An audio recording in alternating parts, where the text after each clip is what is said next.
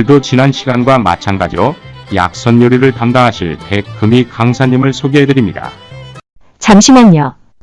시청하시면서 구독해주시고 좋아요를 눌러주시고 댓글창에 질문이나 응원 메시지를 남기시면 좋은 컨텐츠 제작하는데 많은 도움이 됩니다. 감사합니다. 안녕하세요. 지난 시간에 예고했던 대로 만성 변비에 좋은 약선에 대해 알아보도록 하겠습니다. 이제 삼복더위가 시작된 것 같습니다. 본격적으로 삼복더위가 시작되기 전에 건강에 만반의 준비하시고 또한 인간에 있어서 가장 큰 보약은 잠이라고 했습니다. 아무튼 건강에 유의하시기 바라면서 하나하나 알아보도록 하겠습니다. 변비는 대장에 수분이 없거나 장의 연동운동이 제대로 이루어지지 못해 장에 대변이 정체되어 있는 증상을 말합니다. 흔히 식사와 대변이 불규칙할 때, 스트레스가 심할 때 잘 나타나고 오래 앉아있는 직업을 가졌거나 임신을 해서 복부에 압박을 받게 되면 변비가 되는 수가 많습니다. 변비가 있으면 무엇보다 대장 기능을 원활하게 해주는 것이 좋습니다. 그러기 위해서는 가만히 앉아만 있지 말고 운동을 해서 장의 연동 운동을 활발하게 해주고 아울러 변통을 좋게 하는 음식을 적극적으로 섭취하는 것이 좋습니다.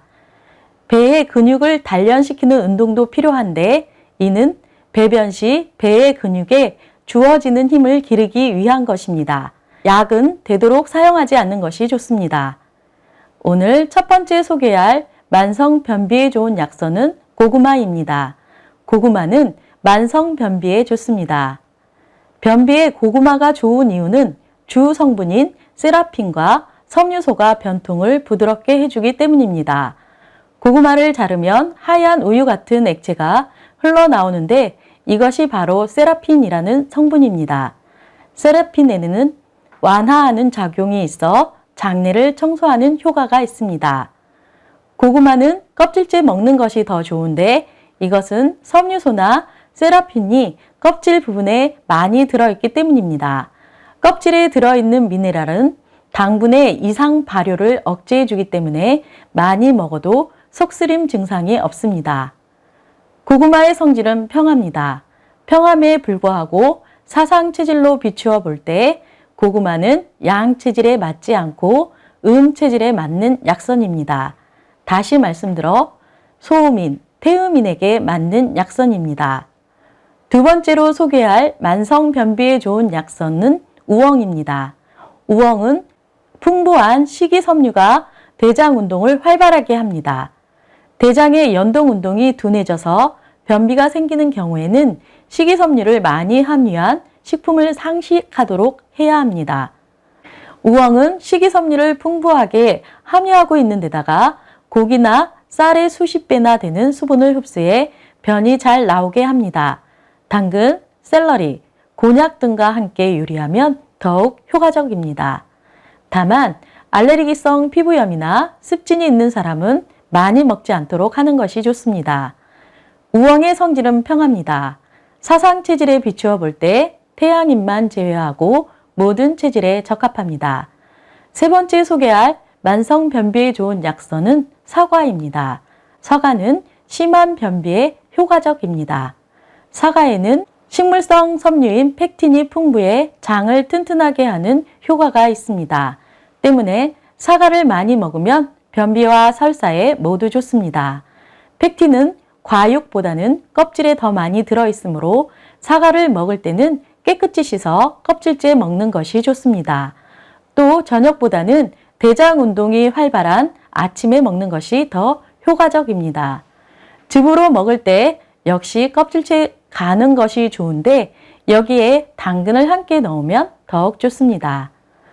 사과 당근즙 만드는 방법에 있어서 사과 1개와 당근 1개를 각각 껍질을 벗겨 따로따로 갈아서 마실 때 섞어 마시면 됩니다. 공복 시에 마시는 것이 더욱 좋습니다. 사과는 약간 차가운 성질을 지니고 있습니다. 사상 체질로 비추어 볼 때 오장육부가 차게 태어난 체질, 즉 소음인, 태음인에 맞습니다. 반면에 오장육부가 따뜻하게 태어난 체질, 즉 소양인, 태양인에게는 권하지 않습니다. 네 번째 소개할 만성변비에 좋은 약선은 쌀겨입니다. 쌀겨는 장의 연동 운동을 활발하게 합니다. 쌀겨에는 식이섬유와 지질이 듬뿍 들어 있습니다. 이런 것들이 장의 연동 운동을 활발하게 해 심한 변비를 해소시킵니다. 샐러드 기름을 후라이팬 전체에 퍼질 정도로 부은 후 겨드를 4mm 정도 두께로 넣어 타지 않도록 조심하면서 볶습니다. 갈색이 되기 직전에 불을 끄고 볶은 쌀겨는 차나 물에 2 작은술 정도씩 타서 먹습니다. 먹기 시작한 지 사흘 정도 되면 배의 불쾌감이 없어지고 관장으로도 효과가 없었던 변비가 낫습니다. 쌀겨의 성질은 평하므로 사상 체질에 비추어 볼 때 모든 체질에 적합합니다. 5번째 소개할 만성 변비에 좋은 약선은 바나나입니다. 바나나는 장이 건조해 단단해진 변에 효과적입니다. 바나나는 과일치고는 수분이 적은 반면 전분질이 많은 것이 특징입니다. 한방에서는 열을 식히고 장을 촉촉하게 만들어주는 작용이 있다고 하여 열 때문에 목이 마르거나 장이 건조해서 변비 증세를 보이는 사람에게 좋다고 합니다. 매일 아침 공복에 1~2 개씩 먹거나 요구르트를 만들어 먹으면 좋습니다. 바나나 요구르트는 껍질을 벗긴 바나나를 듬성듬성 썰어 체에 담아 곱게 으깬 다음 요구르트와 꿀을 섞어 만들어 섭취하면 됩니다. 바나나의 성질은 차갑습니다. 사상 체질로 비추어 볼 때 오장육부가 따뜻한 체질인 소양인, 태양인에게 맞습니다. 반면에 찬 체질에게는 맞지 않습니다. 다시 말해 소음인, 태음인에게 권하지 않습니다. 6번째 만성 변비에 좋은 약선으로 검은깨를 소개합니다. 검은깨는 경련성 변비로 고생하는 사람에게 좋습니다. 며칠 동안 변비가 계속되며 마른 변이 나올 때는 장을 매끄럽게 해주는 음식을 먹는 것이 좋습니다. 검은깨는 소화 효소와 지방질이 풍부해 위장을 매끄럽게 해줍니다. 먹을 때는 죽으로 만들어 먹는 것이 좋은데 이때 현미와 함께 참깨를 넣어 조리하면 더욱 효과가 큽니다. 현미의 쌀겨층은 식물성 섬유가 많아 장의 연동 운동을 도우므로 변비에 좋습니다. 검은깨의 성질은 차갑습니다.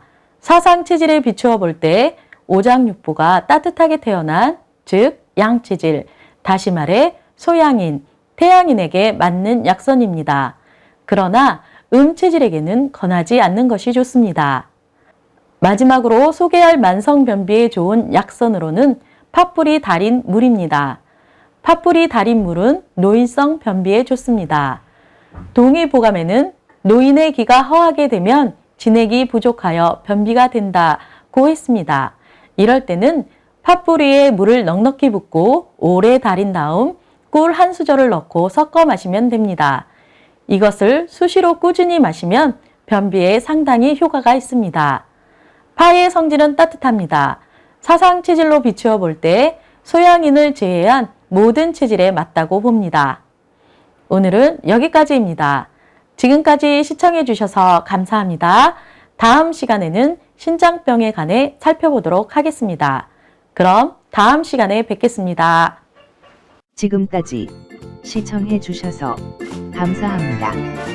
구독과 좋아요를 눌러주시면 컨텐츠 제작에 많은 도움이 됩니다. 댓글도 함께 부탁드립니다. 감사합니다.